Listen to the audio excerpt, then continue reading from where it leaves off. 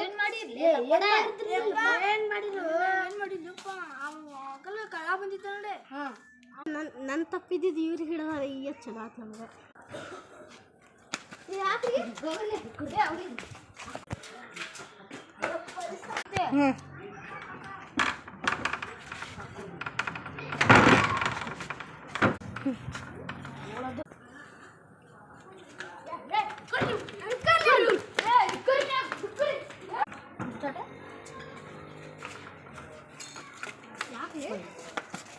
ಪೊಲೀಸರಿ ಯಾಕ್ರಿ ಅವ್ರ ಓಡೋದ್ರೆ ಯಾರು ತಪ್ಪೈತಿದ್ರ ನಿಂದೆ ತಪ್ಪೈತೇನೆ ಯಾಕ್ರಿ